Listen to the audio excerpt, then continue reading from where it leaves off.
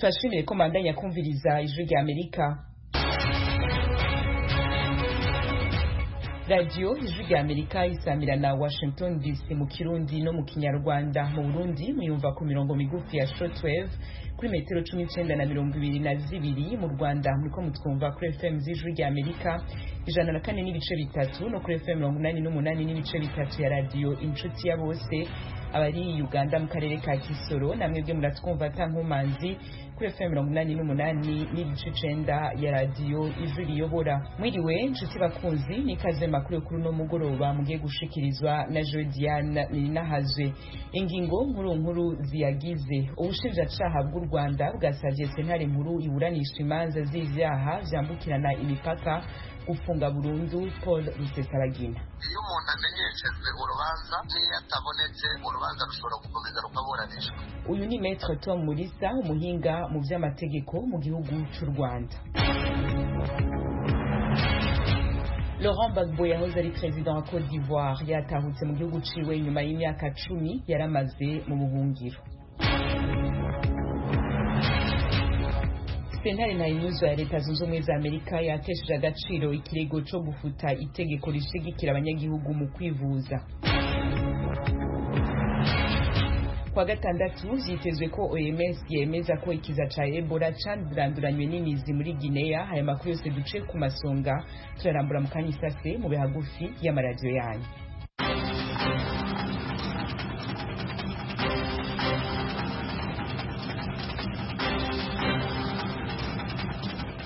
Nongere ndabahikaza amakuru agezweho hirya no kw'isi tuyahera hamwe Leta Zunze Ubumwe za Amerika. Sentare ntayinyuzwa y'igihugu cose yatesheje agaciro ikirego co gufuta itegeko rishigikira abanyagihugu mu kwivuza. Iryo tegeko rizwi ku izina rya Obamacare. Ibindi kuri no nkuru tubibaza mugenzi wacu Thomas Kamirindi. Ikirego cyaturutse ku bantu b'abarepublikani babiri ku giti cyabo na leta 16 zose ziyobowe n'abarepublikani zirangajwe imbere na leta ya Texas iri mu majyepfo y'igihugu. Bavugaga ko itegeko ririmo ingingo zimwe na zimwe zinyuranyije n'itegeko nshinga, bagasaba urukiko rw'ikirenga kurisesa ryose uko ryakabaye. Ku bwiganze bw'abacamanza 7-9 barimo babiri barushyizwemo na Perezida Trump w'umurepublikani, urukiko rwaciye iteka ruvuga ko abareze baterekana ibimenyetso bifatika bishingiye ku mategeko, bityo rero ruba ruteye utwatsi ikirego. Perezida Trump yakundaga kwita Obamacare itegeko ry'ishyano, rirusimbutse bwa gatatu mu rukiko rw'ikirenga kuva ryemejwe mu 2010. Rwarirengeye bwa mbere mu 2012 n'ubwa kabiri mu 2015. Guverinoma ya President Joe Biden ivuga ko iyo riseswa abantu miliyoni 31 bari gutakaza ubwishingizi bwabo mu buvuzi. Obamacare riha ubwo bwishingizi abantu batishoboye n'abana kuguma ku bwishingizi bw'ababyeyi babo kugera bujuje imyaka 26 y'amavuko. Kenneth Kaunda yahoze ari president wa Zambia yitavye Imana, n'ubu turacari kumwe na mugenzi wacu Thomas Kamirindi. Kenneth Kaunda yarimo avurirwa mu bitaro bya gisirikari i Lusaka, umurwa mukuru wa Zambia, kuva ku wa mbere. Ejo bundi kuwa kabiri ibitaro byari byatangaje ko arwaye umusonga. Yitavye Imana afite imyaka 97 y'amavuko. Kenneth Kaunda abaturage be bakundaga kwita KK yabaye perezida wa mbere na mbere wa Zambia ikimara kubona ubwigenge mu 1964. Yategetse igihugu imyaka 27 mu gihe cy'ishyaka rimwe rukumbi ryitwaga UNIP. Yavuye ku butegetsi mu 1991 amaze gutsindwa mu matora ya mbere y'amashyaka menshi. Yasimbuwe na Frederick Chiluba.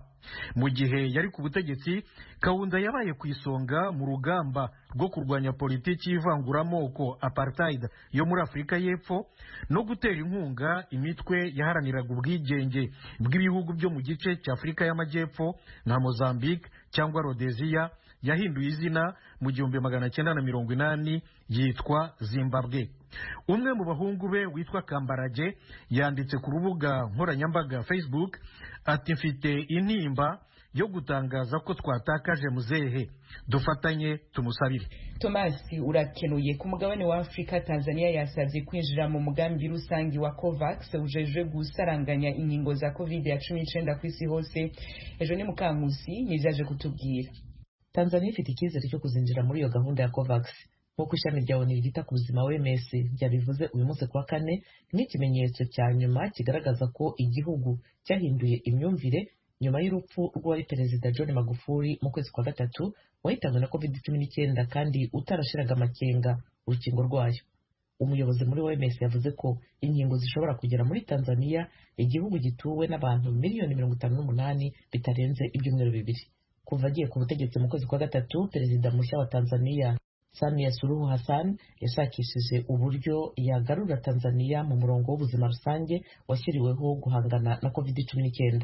Iki gihugu ni kimwe muri bine byo ku mugabane wa Afurika bitari byatangira gahunda y'ikingira y'indwara nk'uko ikigo gishinzwe gucunga no kurwanya indwara muri Afurika kibivuga. Richard Mihigo ushinzwe gahunda y'inkingo muri Afurika yavuze ko Tanzania yateye intambwe za mbere itanga urupapuro rusaba kwinjira mu mugambi COVAX, ikaba yaranatangiye kwitegura kwakira inkingo. Mihigo yabwiye abanyamakuru ati twizeye ko inkingo zizagera mu gihugu mu byumweru bibiri biri imbere. Abategetsi ba Tanzania ntibahise baboneka ngo bagire icyo batangariza ibiro ntaramakuru by'Abongereza Reuters dukesha iyi nkuru. Ikindi kigaragaza ko imyitwarire y'igihugu yahindutse n'ukuntu Minisitiri w'Imari yavuze mu cyumweru gishize ko guverinoma yasabye ikigega mpuzamahanga cy'imari FMI inguzanyo ya miliyoni 571 z'amadolari yo gufasha igihugu guhangana n'ibibazo by'ubukungu byatejwe n'icyorezo. FMI yavuze ko Tanzania izasabwa kubanza kwerekana imibare igaragaza ubwandu bwa virusi ya corona nka bumwe mu buryo buzifashishwa mu biganiro birebana n'iyo nguzanyo. Tanzania mu kwezi kwa gatanu umwaka ushize wa 2020 yahagaritse gutanga amakuru ku barwayi ba COVID-19 n'impfu zituruka kuri iyo ndwara. Nubwo izindi ngamba zahindutse ku buyobozi bwa perezida mushya, igihugu nticyari cyongera gutangaza iyo mibare ku mugaragaro. Umuyobozi w'ikigo cya OMS mu karere Matshidiso Moeti yagize ati turashishikariza dukomeje igihugu ubu kigiye kwita ku bibazo binyuze mu nkingo gusangira natwe amakuru bityo tukabasha kugira uruhare runini mu gufasha nko mu gufata icyerekezo, gutegura aho ibintu bizatangirira, icyakwirandwaho. Ibyo bikaba byashoboka gusa ari uko dushingiye ku bimenyetso by'ibanze. Tuve muri Tanzania tugaruka muri Leta Zunze Ubumwe za Amerika, aho President Joe Biden aza gushira umukono ku itegeko rigira itariki ya 19 y'ukwezi kwa gatandatu umunsi w'ikiruhuko. Iyi tariki ihimbarizwa ko umunsi ubucakara bwacitse burundu muri Amerika. Thomas Kamirindi aragarutse. Ku itariki ya 19 y'ukwa gatandatu 1865 hari hashize imyaka 2 n'igice Perezida wa Leta Zunze Ubumwe za Amerika Abraham Lincoln ashyize umukono ku iteka rica ubucakara mu gihugu cye. Hari hashize amezi 2 intambara y'isubiranamo ry'abene gihugu irangiye burundu. Iyi ntambara yatewe na leta zo mu majyepfo y'igihugu zangaga ko ubucakara bucika, zaratsinzwe. Kuri iyi tariki rero General Gordon Granger wo mu ngabo z'igihugu zari zimaze gutsinda intambara yagiye kureba abacakara ahitwa Galveston muri leta ya Texas mu majyepfo ya Leta Zunze Ubumwe za Amerika, abashyiriye inkuru nziza batari barigeze bamenya yuko Perezida Lincoln yari yarabahaye ubwigenge mu 1862.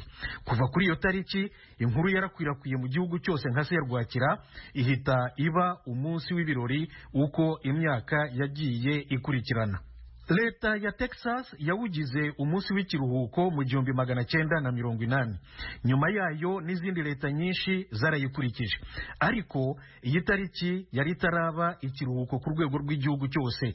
Nibyo inteko ishinga amategeko Congress imaze gukosora. Sena yemeje umushinga w'itegeko ejo bundi kuwa kabiri, ejo kuwa gatatu umutwe w'abadepite nawo warawemeje. Hombi n'amajwi ajya kuba hafi ya yose mu mitwe yombi ya Congress. Niryo tegeko President Biden ashyiraho umukono uyu munsi. Mu Cyongereza iri tegeko ryita iyi tariki Juneteenth National Independence Day.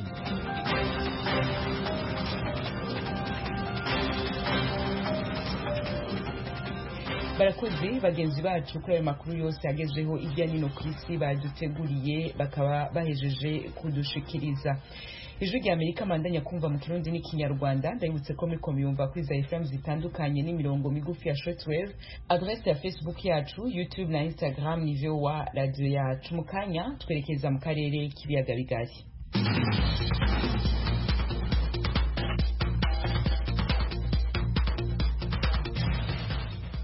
Amakuru yacu cyahera mu gihugu cy'u Burundi ejo kuwa gatanu aho bukera president w'ico gihugu Evariste Ndayishimiye azoba arumanije umwaka yimitswe mu mabanga yo kurongora Uburundi ishirahamwe Parseme rikora mu Burundi mu bisata bitandukanye byo guhimiriza abarundi guhindura ingendo n'ivyumviro hamwe na mpuzamakungu IDHB rikorera ku bibazo by'agateka kazi na muntu barafise ico bashima n'ico banegura mu mwaka umwe Ndayishimiye amaze ku butegetsi byose tubibaza mugezi wacu Elojuri Kaneza.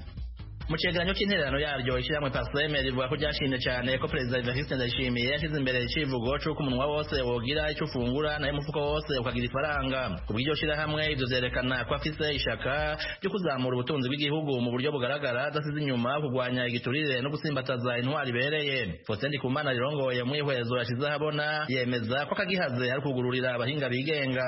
Ivyo vyumviro n'ahari vyiza ko bishikirizwa n'umukuru w'igihugu turabona neza yuko umengo leta n'intwaro administration ntibica byihuta kwerekana inzira yofatwa kugira bije mu ngiro kuko burya umukuru w'igihugu arerekana uriyantazi mugabo leta bashikiranganje no mu ntwaro hasi abo bose bakurikira baca bategereza kuraba ingene ivyo bintu barekana vuga byoja mu ngiro muri mwe bita mu buhinga bwa tekinike byoja mu ngiro gutinzi ziri he tuzobishika ko gute kiretse aho tubona ushaka kubona ko hari ibintu ni mu bushiranganje bw'intwaro hagati mu gihugu ku ngingo zagiye zirafatwa no ku bushiranganje bw'imigenderanire ubona ko bihutimiye by'imigenderanire ko byosubira mu buryo hakaba ibiganiro hagati y'abafashe Burundi turabona neza kandi yuko hataraba guhamagara abandi bantu araho nko muri za societe civile incabwenge mu bushakashatsi mu kurindira ko bahamagarwa ishyirahamwe IDHB rikora amatohoza ku mabi akorwa mu Burundi risanga Perezida Ndayishimiye urugamba runini yabwirizwa kururwanira mu mugambwe CNDD-FDD.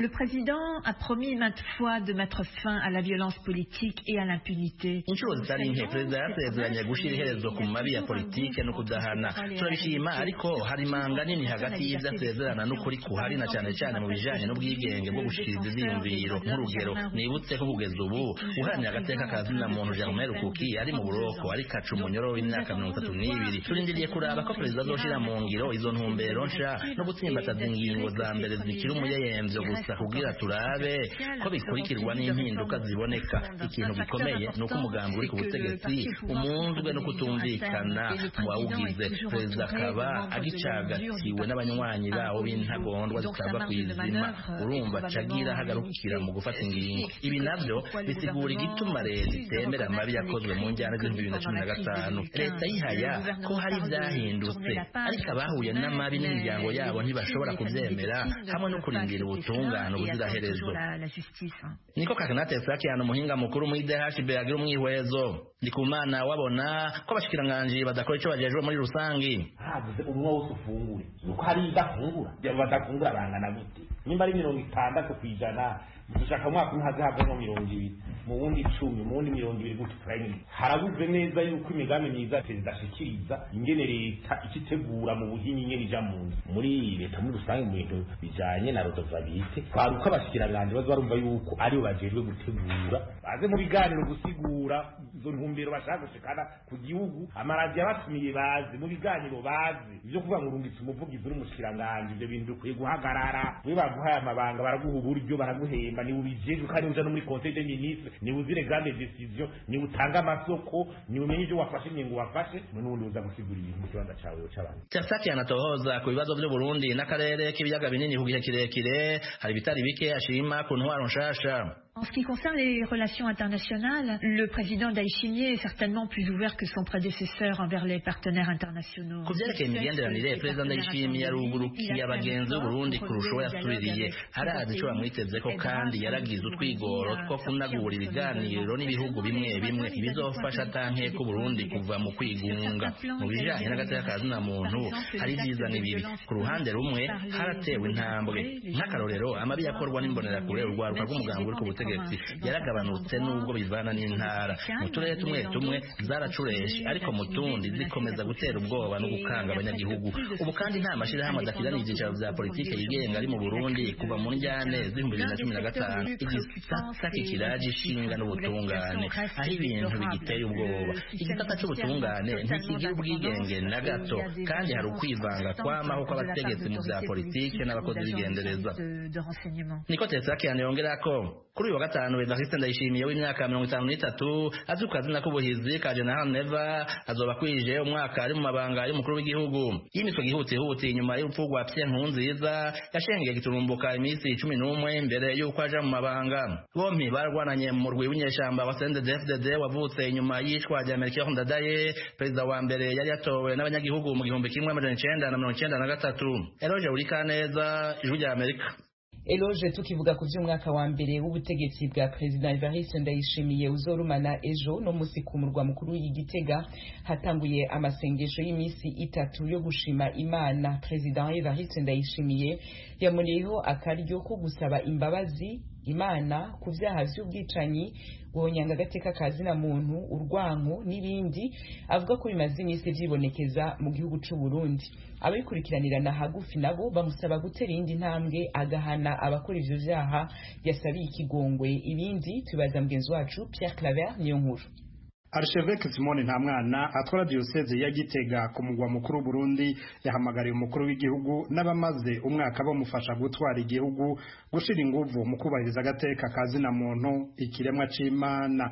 Musenyeri Ntamwana mu misa yasomye yifuje ko mu mwaka ugira kabiri President Evariste Ndayishimiye ari ku butegetsi hoboneka impinduka zigaragara. Ndabinginze mwese rero nk'umuvukanyi wanyu kw'izina ry'abavukanyi banje bose, Abahutu, Abatutsi, Abatwa, ndabibwira mwebwe bene icyubahiro mukuru w'igihugu cacu, mwebwe leta, mudufashe, mudukunde, mutadutoranya, ahubwo mwegeranya musubira kugira ngo twuzuzanye.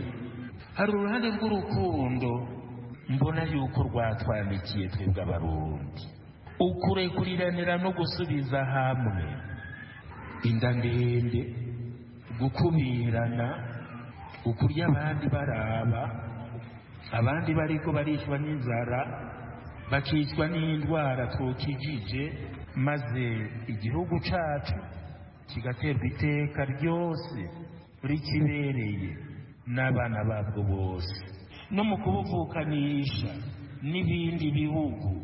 Ku itariki 18 ukwezi kwa gatandatu umwaka uheze niho Ndayishimiye yatangura ikiringo c'imyaka 7. Mu gisabisho ciwe yerekanye bitagenze neza maze asaba Imana imbabazi ku vyaha vyakozwe harimo ubwicanyi n'ihonyangwa ry'agateka kazina muntu. Dawe mwiza, turagukengurukiye kutaheza abana bawe aribo Barundi naho turi bigaba. Ntitwari dukwiye no kuza ngaho imbere y'inyonga zawe, twarahemutse ku mabwirizwa yawe, turihumanya, turahohotera agateka ka bagenzi bacu, kandi tuzi ko tuvukana muri wowe Mana muvyeyi. Rimwe na rimwe turizizirwa na sekibi, tugatosekaza aka gateka waturemanye. Turabibugwanko, turankana, turatotezanya mbere, tutanakwibagira, tukirukira izindi mana mu bapfumu. Turahumanya igihugu cacu mbere indongozi ntizitunganiriza abo zijejwe gutunganiriza. Turagusavye uduhe umutima wo kurekuriranira. Ico gisabisho Perezida Evariste Ndayishimiye yacerekeje no kubandi bamufasha gutwara, abasabira ko bosenyera ku mugozi umwe kuneza y'abanyagihugu bose atakuvangura. Na jewe nyene ndagukengurukiye ko wantumye mu bantu bawe ngo ndabarongore, ariko dawe nawe urazi ko ubutumwa wampaye atari ubutumwa bworoshe. Ndagukengurukiye ko wampaye abamfashe ubwo butumwa, nawe ndagusavye uduhe umutima umwe, dukore twumvikana, tuzi ko dusenyera ku mugozi umwe nk'igihugu cawe. Abafise umutima wo kwihora uhoshoroke, abafise umutima wo kuguma mu kibi nabo ubakize, tubashe kugira ingoga zo kugiriranira ikigongwe ubutacisubirako ku neza y'abene gihugu. Ivya President Ndayishimiye yadomye ko urutoki abaharaniye agateka kazina muntu bamukebura ko yoshengeza mu butungane ababikora bakabihanirwa naho Imana yoba yabagiriye ikigongwe. Anshere niko yagize kuri mikro y'Ijwi rya Amerika, atwara rigiteka ubujyanunze igihugu rikora amatohoza muri ico gisata. Amatohoza yanashimangiwe na raporo ya leta ya Amerika mu kwezi kwa 4 uno mwaka, ko umukuru w'igihugu yatura imbere y'ishengero n'abakozi b'Imana asaba ikigongwe ku mabi akorerwa Abarundi ku munsi. Ni intambwe mugabo tukagira tuti ivyo ntibikwiye. Twere icyo dusaba nuko yotera indi ntambwe, abo bantu bakora ayo mabi bagahanwa, ubutungane bugakora, abo bantu bakora ivyo atumva atagomba turaza amajambo avuga bahanwe. Ni naho novuga igihugu cy'u Burundi cogaruka mu ituze mu gihe yoshobora kurandurirana n'imizi kudahana. Uyu mwaka wa mbere uheze Ndayishimiye yaradugije uwo yasubiriye nyakwigendera Nkurunziza mu kibanza ca mbere c'imboneza y'amaho. Aha Archevêque Simone Ntamwana arabakebura ko mwashatse gushyira Imana imbere, rero ni mucakenge mutereke umuntu ari we mwana w'Imana mu kibanza cy'iteka kimubereye, sikiriya oyaye ni cakabiri. Kuri uyu wa gatanu niho umwaka uzoba wuzuye neza Ndayishimiye yicaye mu ntebe y'umukuru w'igihugu. Pierre Claver Niyonkuru, Kigali, ku bw'Ijwi ry'Amerika. Ijwi ry'Amerika, Washington DC, mu Kirundi no mu Kinyarwanda. Turabandanya n'amakuru y'akarere k'ibiyaga bigari. Duce tubandaniriza mu Rwanda ku nkuru y'ubutungane. Ubushinjacyaha bw'ico gihugu bwasabiye Paul Rusesabagina umunyororo wo guherayo. Rusesabagina atabwa rumwe n'ubutegetsi bw'u Rwanda, yagirizwa ivyaha birimwo ubwicanyi n'iterabwoba. Assumpta Kaboyi arabandanya n'ino nkuru.